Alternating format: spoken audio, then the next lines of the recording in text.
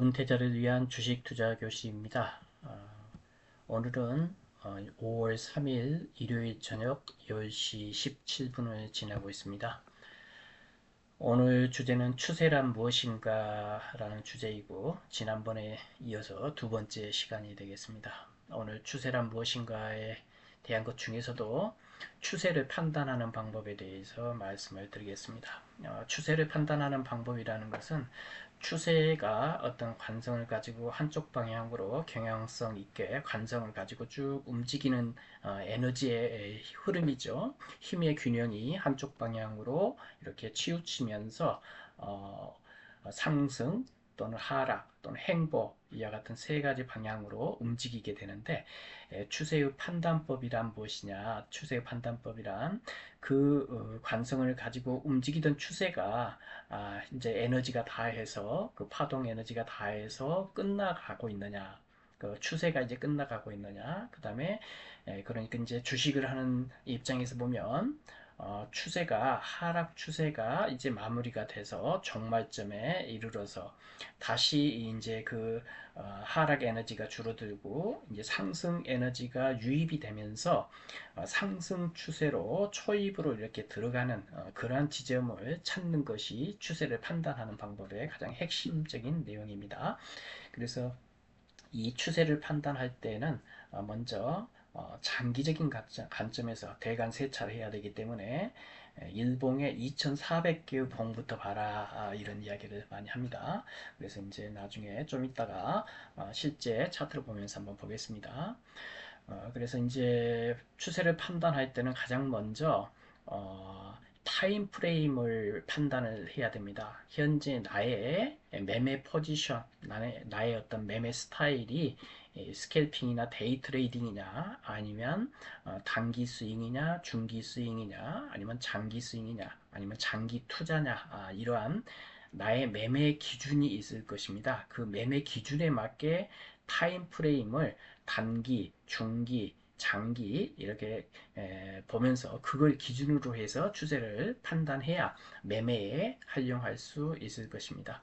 일반적으로 단기, 중기, 장기 하면 그 구분은 단기는 20일을 기준으로 해서 한 달 거래일이죠. 한 달 거래일을 20일인데 20일을 단기로 보고 중기를 60일, 그러니까 3개월, 한 개 분기 정도를 중기로 봅니다. 그리고 장기는 120 또는 240일, 그러니까 반기 또는 1년을 장기로 이렇게 봅니다.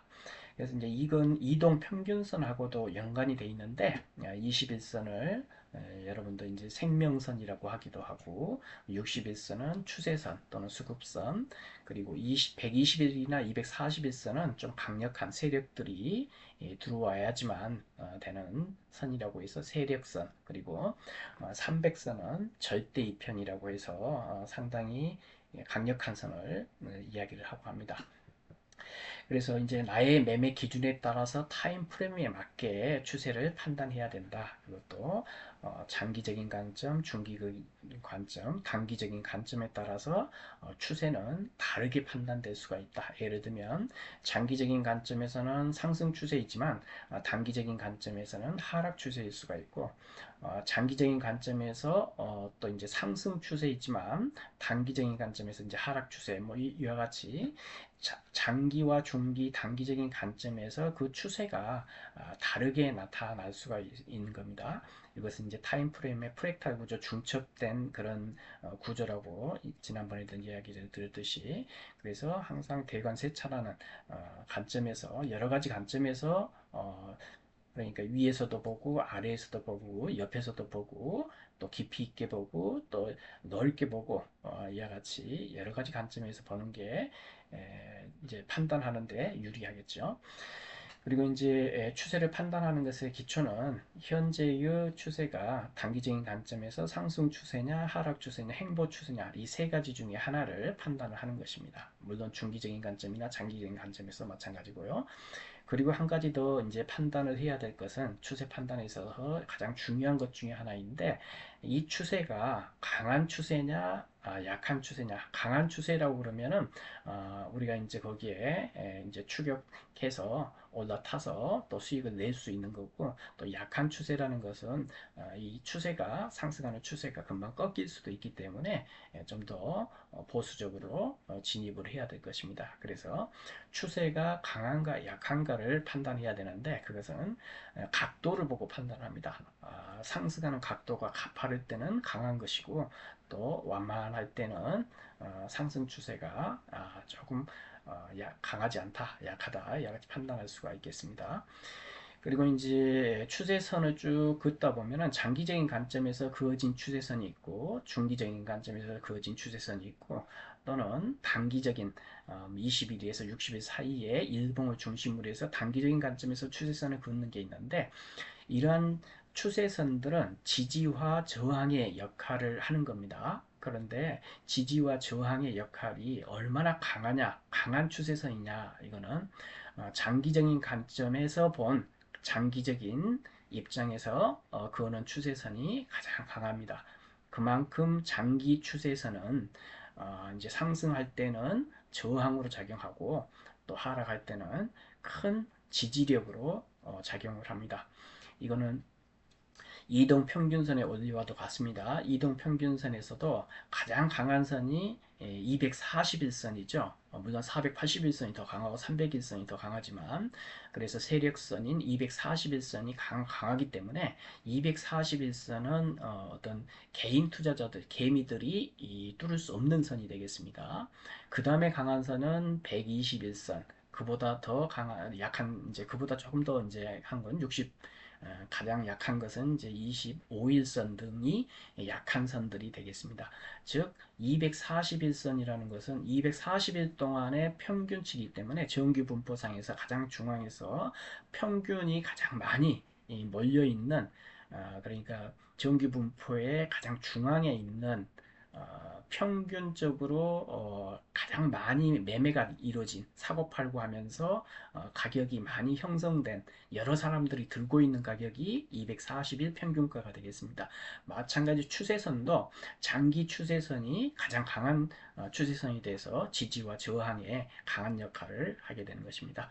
그 다음에 이제 추세를 판단할 때는 파동의 크기를 계속 봐줘야 됩니다. 추세선을 그어놓고 그 추세선의 지지와 저항에 작용되는 그 파동의 크기가 큰지 작은지, 커지고 있는지 작아지고 있는지, 파동의 크기의 변화를 반드시 파악을 하는 게 추세를 판단하는 데 있어서 중요합니다. 모든 파동의 에너지는 추세를 타고 강하게 작용을, 처음에는 약하면서 강해졌다가 다시 또 약해지면서 그 추세가 끝나가고 새로운 추세가 형성이 되어가는 것입니다. 즉 수렴과 확산이 계속해서 반복되는 건데, 이동평균선도 마찬가지. 이제 서로 평균선들이 서로 이제 밀집이 돼 있으면 응축이 돼 있는데, 밀집이 되면은 그때부터는 또다시 이동 평균선이 확산이 되면서 퍼펄하면서 이격도가 늘어나면서 새로운 어떤 그런 확산되면서 이제 추세가 형성이 되게 되는 것입니다. 그래서 이제 종합적으로 결론적으로 말씀을 드리면, 추세를 판단하는 방법이란 타임 프레임을 여러 가지 타임 프레임으로서 둘러보면서 상승인지 하락인지 행보인지를 구분하고, 그 추세가 상승이라면 얼마나 강한 추세인지, 그리고 그 강한 추세의 파동이 계속해서 유지가 되고 있는지, 파동 에너지가 줄고 있는지, 더 커지고 있는 건지, 이것을 확인하는 것이 추세란 무엇인가에 있어서 두 번째 중요한 추세 판단법이 되겠습니다. 결론적으로 말씀드리면 이런 결론이 나와야 됩니다. 추세를 판단한 다음에는 현재의 주가 위치는 중기, 장기 하락 추세에서 이제는 벗어나서 행보 구간, 행보 추세, 행보 구간을 지나서 이제는 단기 상승 추세의 초입에 있다. 이와 같이 판단의 결과, 판단의 결론을 내리는 것이 추세를 판단하는 방법이 되겠습니다. 이런 결론은 결국은 똥바가지 모양의 별이 뜨는 자리가 이와 같이 중장기 하락 추세에서 벗어나서 행보 구간, 매집 구간을 지나 단기 추세, 단기 상승 추세의 초입이 되는 그런 구간을 찾는 것이 궁극적인 목표라 하겠습니다. 그러면 이제 이게 지금 우리 바이오란 종목인데 이걸 가지고 추세를 한번 판단하는 것을 한번 보겠습니다. 그렇게 어렵지 않습니다.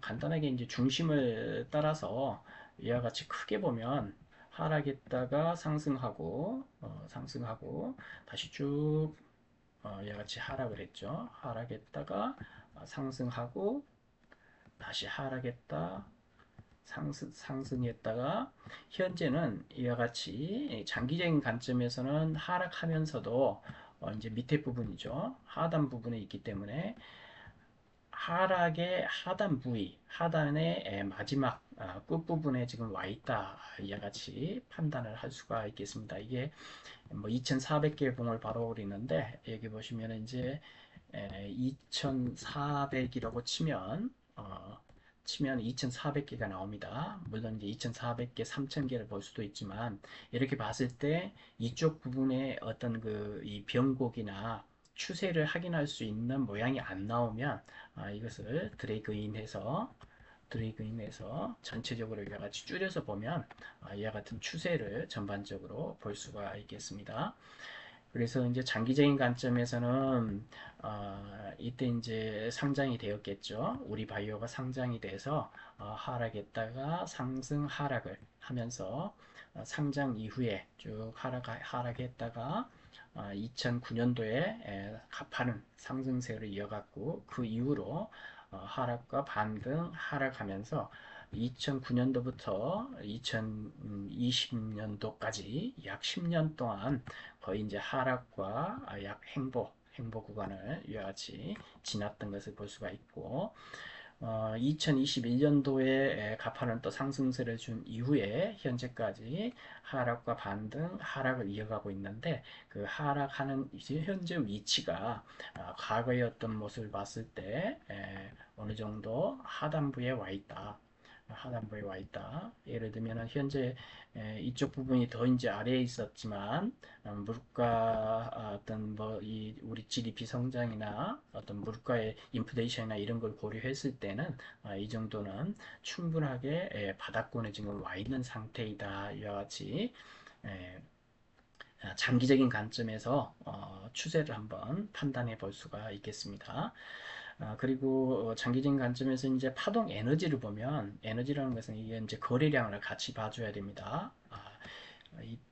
이와 같은 지점에서 상당한 이제 파동 에너지가 있었죠. 이렇게 큰 파동 에너지가 있었고 이때도 큰 파동 에너지가 있었고 이때는 이제 파동 에너지가 조그만해졌죠. 이와 같이 파동 에너지가 조그만해졌고 이때도 파동 에너지가 크게 나왔었죠. 거리량도 많이 동반하면서 큰 파동 에너지가 있다가 현재는 파동 에너지가 상당히 줄어들어 있는 그러니까 하락 추세의 파동 에너지가 하락하는 그 이 파동 에너지가 점차 감소되고 있는 그런 모습을 볼 수가 있겠습니다.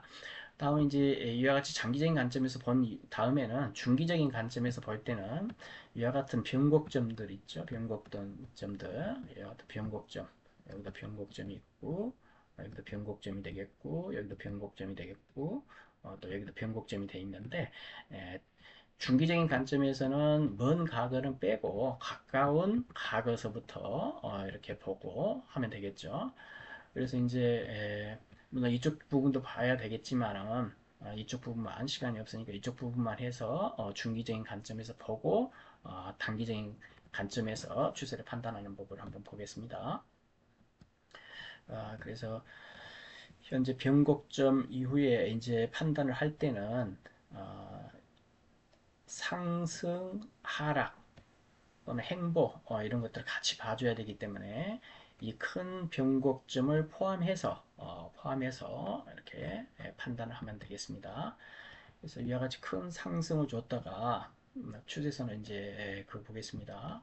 이와 같이 큰 상승을 줬다가 그 다음에 하락했고 또 행보하다가 하락하고 다시 반등을 주고 다시 쭉 행보했다가 다시 한번 하락했다가 다시 상승을 주고 다시 하락하고 다시 상승을 주고 거의 이 부분이 상당히 중심이 돼서 바닥을 다져가는 모습을 보이고 있습니다.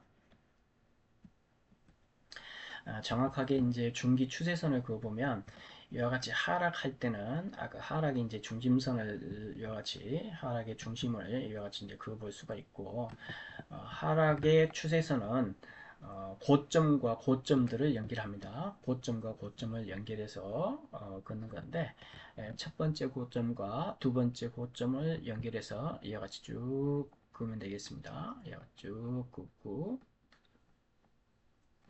긋다 보면 이 지점과 이 지점을 만나서 쭉 해서 하락 추세가 끝나는 지점이 이 지점이 되겠고 여기에서 또 이런 추세선을 하나 더 그을 수가 있겠죠. 보시면은 이 고점과 고점을 연결해서 연결할 수가 있겠고 그러면 지금 이 지점과 이 지점 연결한 하락 추세선의 끝자락이 이 부분이 되겠죠. 이 부분에서 이와 같은 하락의 어떤 추세를 벗어나서 약간 행보 구간으로 돌리는 지점이 이 지점이 되겠습니다. 이 지점에서는 한번 진입을 할 수 있는 매수를 할 수 있는 그런 모습으로 판단할 수가 있겠죠. 그리고 이제 여기서부터는 쭉 해서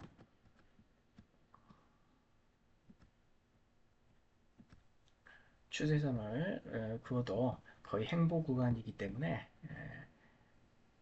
뭐큰 이런 그림을 그릴 수가 있겠고 또 여기서도 이런 하락 추세들을 그릴 수가 있고 이렇게 상승을 했다가 다시 또 이런 하락 추세를 그을 수 이와 같은 채널로 그어지겠죠. 하락 추세를 그을 수가 있고 여기서 보시면 이제 이 지점에서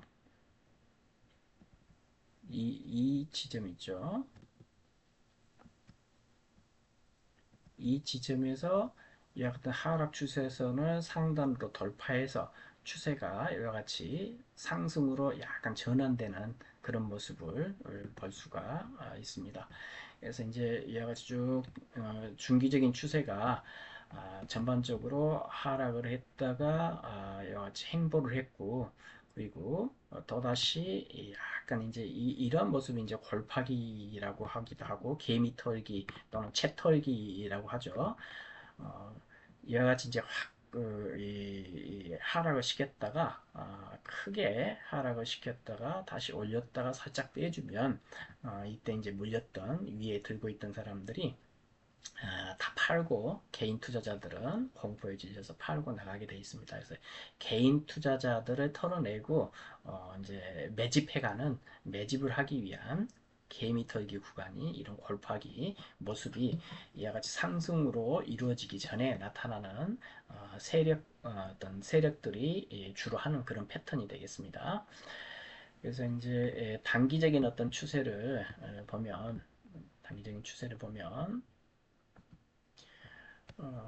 요 고점과 이 고점을 여하튼 지점을 연결할 수가 있겠죠.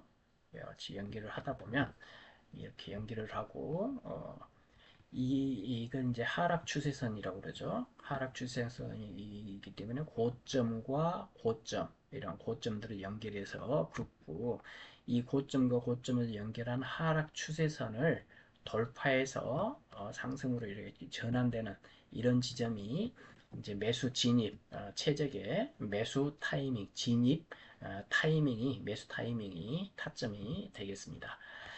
그리고 이제 뭐 채널이라고 하는데 채널이라는 것은 보통 이와 같이 하락 추세선을 수평으로 해서 이 저점들을 다시 연결한 선을 이와 같은 선을 이제 그어놓고 이 두 선을 채널이라고 합니다. 하락 채널이 되겠죠. 그래서 하락했다가 다시 위에 맞고 다시 떨어지고 다시 올라가고 다시 떨어져야 되는데 이게 이제 하락 추세성은 저항으로 작용하기 때문에 상승했다가 맞고 떨어져야 되는데 돌파해서 추가적인 상승이 나왔기 때문에 이때 단기적인 하락 추세선을 돌파하고 단기적으로 상승 추세로 전환됐다 이와 같이 판단을 할 수가 있겠습니다. 이제 전체적으로 이제 파동 에너지나 이런 것들을 보면 어, 이때는 파동 에너지 굉장히 컸죠. 또 하락하고자 하는 이 몸통들을 보면 굉장히 거리량이 많으면서 파동 에너지가 강한 것을 볼 수가 있겠습니다. 이때의 파동 에너지는 하락 방향으로 어, 주가를 떨어뜨리는 방향으로 작용되는 파동 에너지가 컸던 것이죠. 그런 파동 에너지가 작은 파동 에너지가 점차 줄어들었고 이때 이 구간에서는 가끔씩 매직봉의 형태죠. 이제 세력들이 우리 바이오를 매집하기 위해서 끌어올렸다가 내려주면서 이 과거에 있던 이 가격대에 있던 개미들을 돈을 주고 번전을 주고 털어내는 그러면서 매집액하는 그런 모습들이 매집봉들이 쭉 나오면서 거래량은 줄었기 때문에 이런 상승이나 하락 에너지가 줄어들면서 밀집이 되는 이평선들이 밀집이 되고 또 삼각 수렴에 가는 그런 모습을 볼 수가 있겠습니다. 즉 이제 삼각 수렴이라고 하는 것은 여기서 이와 같이 쭉 이어지고 또 이와 같이 쭉 해서 이와 같이 이어지는 이런 삼각 수렴이 되면서 이와 같이 크게 위아래로 에너지가 작용을 특히 아랫방향으로 하방 압력이 큰 에너지가 작용을 하다가 점차 에너지가 이제 줄어드는 것을 볼 수가 있겠죠. 이와 같이 이제 수렴이 된 이후에 쭉 또 행보 구간을 거치면서 에너지가 축적되는 기간을 거치고 또 골프하기도 하고 했기 때문에 이제 여기서부터 이제 응축된 에너지가 폭발하게 된다면 상당히 큰 에너지가 상승 에너지가 작용될 수 있는 그러한 예측이 가능한 그런 종목이 우리 바이오가 되겠습니다. 오늘은 추세가 무엇인가에 대한 두 번째 시간으로 추세를 판단하는 방법에 대해서 알아보았습니다. 감사합니다.